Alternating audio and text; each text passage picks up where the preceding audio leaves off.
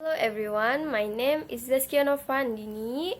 Here I will presentation about predication in semantics. Okay, let me start my presentation. In semantics, predication refers to the relationship between the subject and predicate in a sentence. The subject is what the sentence is about, and the predicate provides information about the subject. Basically, predication is the act of saying something about something. Predication helps us understand the relationship between the subject and the information conveyed about it. 6.1 Predication contained in a sentence. The predicate contained in a sentence is basically a statement or piece of information conveyed about the subject through the predicate. Is 6.2 Predicates and arguments. Predicate. A predicate is a function or relationship that maps one or more arguments to a truth value, or usually true or false. Predicates describes properties or relationship between entities. In natural language, predicates are often represented by verbs or verb phrases. Arguments are entities or values that are inserted into the predicate to determine its truth value. They are the subject or object of the sentence used by the predicate. In sentence, Johnny sent an application to a WS company. We have first argument, subject, Johnny. Johnny is the subject performing the action in this sentence. Second argument, object, an application. An application is the object of the action performed Johnny. This is what Johnny sent. Third argument, prepositional object. To a WS company. To a WS company is a prepositional object that provides additional information about where the application was sent. Next is 6.3 Verbs. Verbs are combined with a separated argument terms for each of their arguments, except for the event argument to be introduced and discussed in 6.3.2. The event argument is not continued when they classify a verb as one, place, two place, etc. The discussion will be confined to the most frequent types of verbs.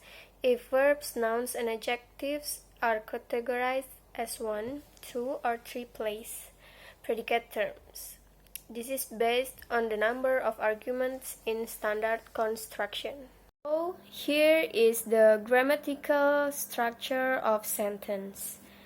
NP is the noun phrase, VP is verb phrase, PP is preposition phrase.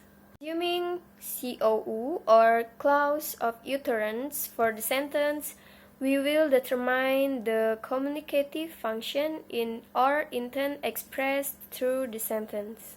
RJ is Johnny. Johnny sent application to company, and application was sent to company by Johnny.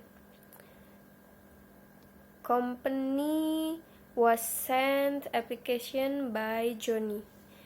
And RA is an application, RC is WS, RC is a company. 6.3.1 Major types of verbs. One is intransitive verbs, are one place predicate terms. The only argument is specified with an NP, which in English is always the subject of the sentence. For the example, the cat is sleeping. The cat is subject and sleep is intransitive verbs. Next, the snow has melted.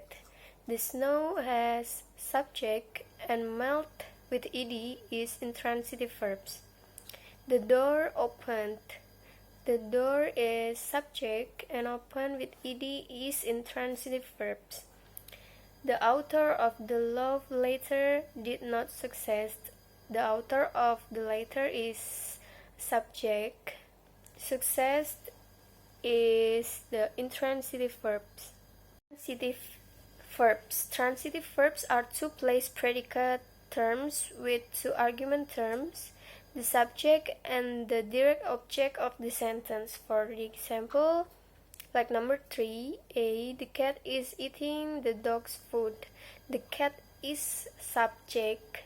The dog's food is direct object, and the transitive verb is eat with ing, so eating. The cat is eating the dog's food. The second one is he wants your help. He is subject. Your help is direct object, and want plus s is transitive verbs. Number 3, the dog cannot open the door. The dog is subject. The door is direct object, and the transitive verb is opened. The last one is 31 students filled in the questionnaire.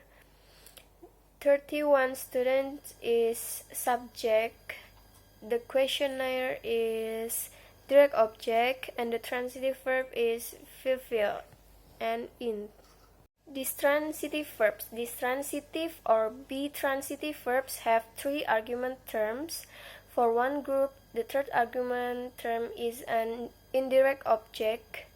In standard English word order, an indirect object is either placed before the direct object or it is marked with to and placed after it.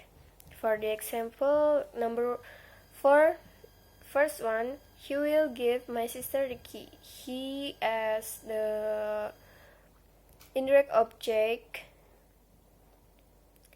The keys, my sister and keys is direct object, and this transitive verb is give.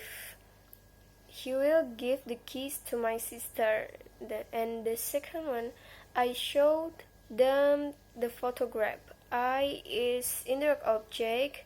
The photograph is direct object, and this transitive verb is show with ed. So I showed them the photograph. 6.3.2 Referential verb arguments.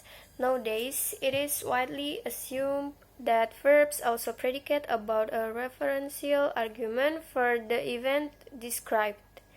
In addition to the arguments hitherto mentioned. For the example, Johnny's sending an application to the company did not succeed. If we assume that the verb send has an event argument, then the meaning of the noun sending can be straightforwardly derived. By the derivation, the referential argument of the verb becomes the referential argument of the noun. Subject-agent argument of the verb appears as a relation argument of the noun in the typical possessive construction. Specification of the remaining arguments are the same for the noun as for the verb.